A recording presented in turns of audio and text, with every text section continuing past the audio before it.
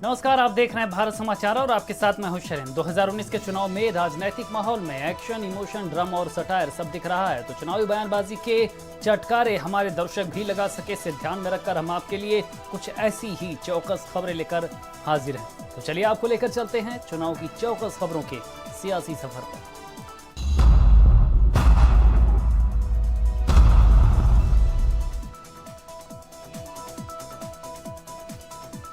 लखनऊ से कांग्रेस ने प्रत्याशी घोषित किया। आचार्य प्रमोद कृष्णन कांग्रेस प्रत्याशी होंगे। राजनाथ के सामने आचार्य प्रमोद कृष्णन मैदान में।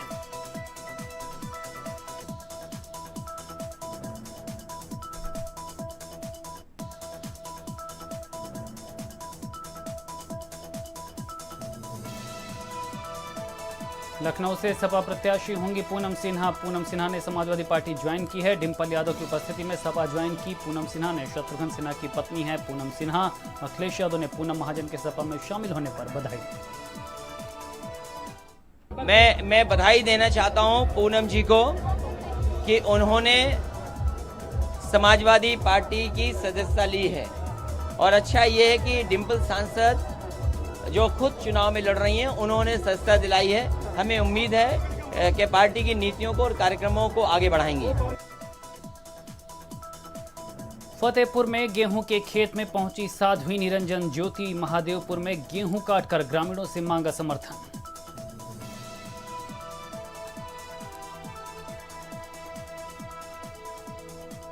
चुनाव आयोग की ओर से आजम खान पर लगे 72 घंटे की पाबंदी को उनके बेटे अब्दुल्ला ने धार्मिक रंग दिया है। आजम के बेटे अब्दुल्ला ने कहा कि उनके पिता पर पाबंदी इसलिए लगी क्योंकि वो मुसलमान हैं। उन्होंने कहा कि चुनाव आयोग ने ये कार्रवाई बीजेपी को खुश करने के लिए की है।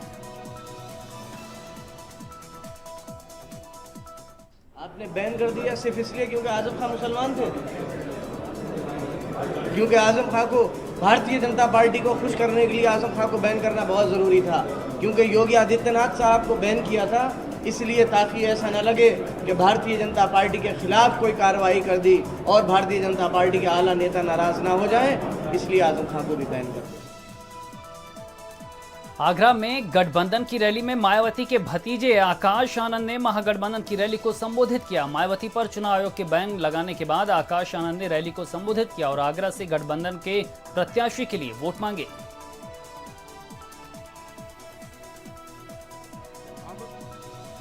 आगरा लोकसभा की सीट से आदरणीय मनोज कुमार सोनी जी इनको भारी वोटों से जितवाएंगे। सामने वाले की जमानत जब्त कराएंगे कि नहीं कराएंगे? आगरा में गठबंधन की रैली को संबोधित करते हुए अखिलेश यादव ने कहा कि बीजेपी वाले कितने भी मुद्दे बदल लें और कितनी भी पाबंदी लगा लें, ये महागठबंधन बीजेपी को बहुत पीछे छोड़ देगा।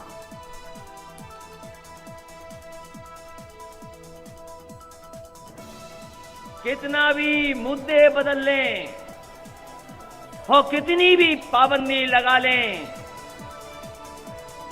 ये गठबंधन महागठबंधन भारतीय जनता पार्टी के लोगों को कोसों पीछे छोड़ देगा। महागठबंधन की आगरा रैली में सपा अध्यक्ष अखिलेश यादव ने बीजेपी सरकार पर नोटबंदी और जीएसटी पर सरकार को घेरते हुए कहा कि ये भ्रष्टाचार और काले धन के खिलाफ नहीं था। ये फैसला भारतीय जनता पार्टी ने भारत के 1% अमीरों को लाभ पहुंचाने के लिए किया था।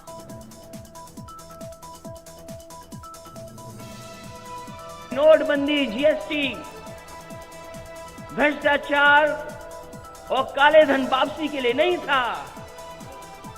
ये भारतीय जनता पार्टी ने देश के 1% लोगों को लाभ पहुंचाने के लिए नोटबंदी और जीएसटी का फैसला लिया।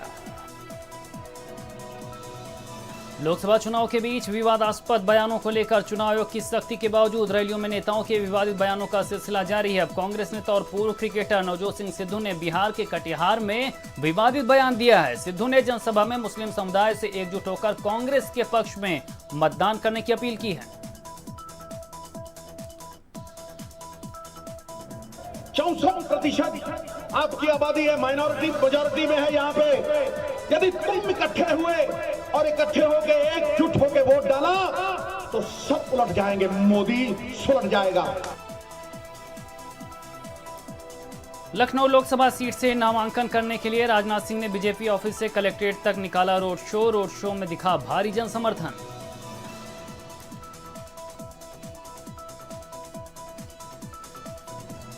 राजनाथ सिंह ने लखनऊ कलेक्ट्रेट में दाखिल किया नामांकन। लखनऊ लोकसभा सीट से भरा पर्चा। 2014 में लखनऊ लोकसभा सीट पर राजनाथ ने की थी जीत दर्ज।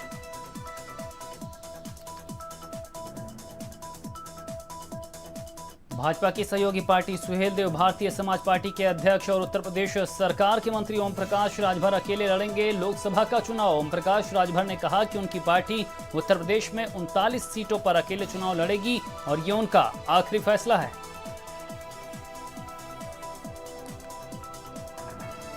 हमारी पार्टी ने तय किया कि हम लोग अकेले अपने दम पर चुनाव उत्तर प्रदेश में जो शेष सीटें हैं हम 39 लोकसभा सीटों पर चुनाव लड़ने जा रहे हैं।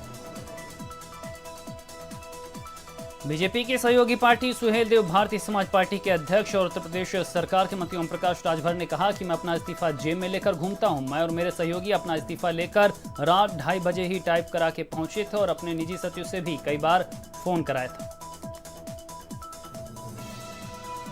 अरविंद राजभर, ओम प्रकाश राजभर, हम तीनों लोग अपना इस्तीफा टाइप करा के रात को करीब 2:30 बजे लेकर के हम लोग सीएम हाउस गए थे। फिर सुबह हम अपने निजी सचिव से कम 7 बार फोन कराया हूं इस्तीफा देने के लिए। बीजेपी की सहयोगी पार्टी सुहेलदेव भारतीय समाज पार्टी के अध्यक्ष मंत्री ओम प्रकाश राजभर ने कहा, बीजेपी कहती है कि हमारा आपका गठबंधन विधानसभा चुनाव के लिए था, लोकसभा चुनाव के लिए नहीं। तो हमने कहा ठीक है, विधानसभा में समझौता बना रहेगा, लोकसभा में लड़ते रहेंगे। भारतीय जनता पार्टी कहती है कि हमारा विधानसभा में समझौता था, लोकसभा में नहीं। तो विधानसभा में समझौता बना रहेगा, लोकसभा में लड़ते रहेंगे। ओम प्रकाश राजभर ने सपा बसपा कांग्रेस और बीजेपी पर निशाना साधते हुए कहा कि लोकसभा चुनाव में किसी पार्टी ने राजभर समाज के लोगों को टिकट नहीं दिया है। राजभर ने कहा, बहुत गुस्सा है, वोट तो सबको चाहिए पर टिकट देने पर पीछे रहते हैं।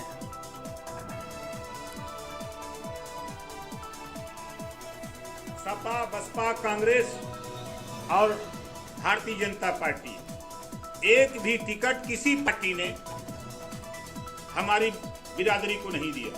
बहुत गुस्सा है, वोट तो सबको चाहिए। ओम प्रकाश राजभर ने कहा, वो यूपी की 39 लोकसभा सीटों पर चुनाव किसी को हरवाने के लिए नहीं लड़ रहे, बल्कि वो अपने जीतने के लिए चुनाव लड़ रहे हैं।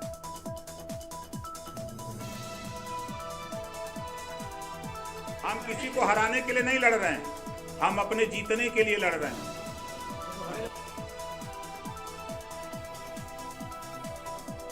यूपी के डिप्टी सीएम केशव प्रसाद मौर्य ने कहा कि 23 मई को जब लोकसभा चुनाव के रिजल्ट आएंगे तो 23 मई को सपा बसपा कांग्रेस गई का संदेश यहां से निकलेगा। आने वाली 23 मई को जब वोटों की गिनती होगी तो 23 मई सपा बसपा कांग्रेस गई का संदेश यहां से निकल जाए। डिप्टी सीएम केशव मौर्य ने राजनाथ सिंह के लखनऊ से नामांकन करने पर जनता से अपील करते हुए कहा कि राजनाथ सिंह को 2014 से भी बहुत बड़े अंतर से लखनऊ से जीत दिलाकर हम संसद में भेजेंगे। 2014 से भी बहुत बड़े अंतर से माननीय गृह मंत्री जी को यहां से जिता करके भेजने का काम करेंगे। राज्यवर्धन सिंह राठौर ने जयपुर लोकसभा सीट के लिए मंगलवार को नामांकन भरा। इस मौके पर उनके साथ उनकी पत्नी गायत्री राठौर और योग गुरु बाबा रामदेव भी मौजूद थे। नामांकन करने से पहले राज्यवर्धन सिंह राठौर ने मंदिर में दर्शन किया और पत्रकारों के सवालों के जवाब देते हुए कहा, यही मन्नत है कि भगवान इतनी शक्ति दे कि पूरा देश और समाज आगे बढ़ पाए।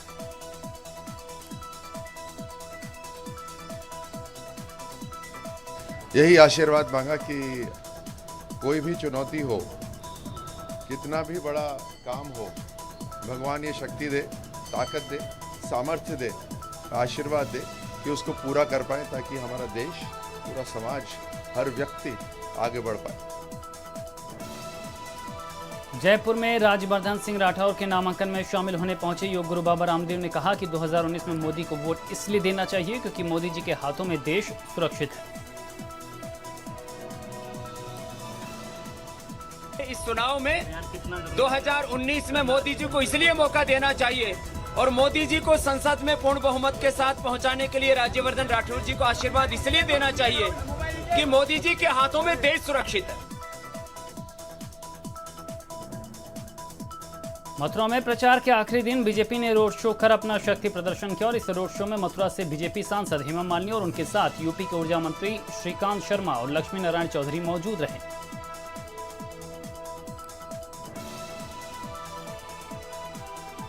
चुनाव आयोग के लगाए गए बैन के बाद सीएम योगी ने हनुमान सेतु मंदिर पर मंगलवार सुबह दर्शन किया। सीएम ने हनुमान मंदिर में पूजा अर्चना की।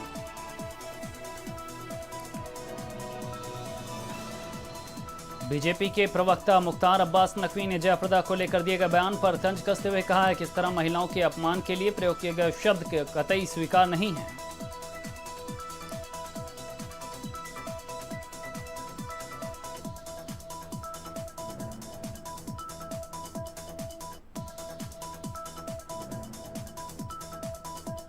भाजपा प्रवक्ता मुख्तार अब्बास नकवी ने चुनाव आयोग के सीएम योगी पर लगाए गए फैसले पर पूछे गए सवाल पर कहा कि सीएम योगी ने न तो किसी को गाली दी है, न ही समाज को बांटने वाला कोई बयान दिया था। उन्होंने हमें लगता है चुनाव आयोग ने जल्दबाजी में यह फैसला लिया है, जिसके खिलाफ हम चुनाव आयोग में अपील करेंगे। राजनीतिक समाज में, सब समाज में कोई स्थान नहीं है। अनफॉर्चुनेटली एक के बाद एक इस तरह के बेहुदा बोल और महिलाओं के अपमान करने वाले बोल कतई जो है एक्सेप्टेबल नहीं है समाज। बिहार में आरजेडी प्रमुख लालू यादव के बेटे तेजस्वी यादव ने कहा कि पहले चरण में जो वोटिंग हुई है उसका ज्यादातर परिणाम महागठबंधन के पक्ष में रहा है और आगे के चरणों में भी हम ज्यादा से वोट पाएंगे।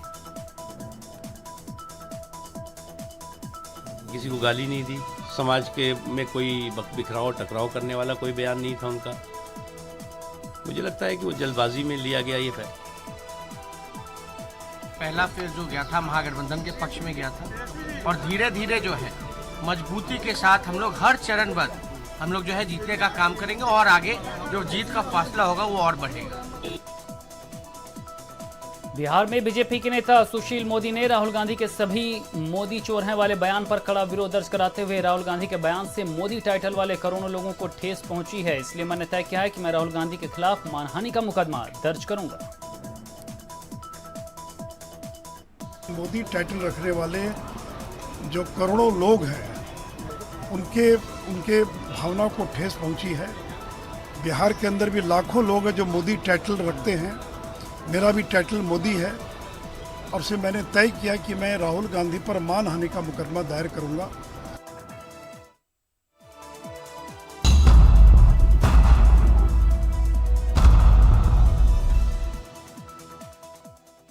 IWS ला रहा है लखनऊ हेल्थ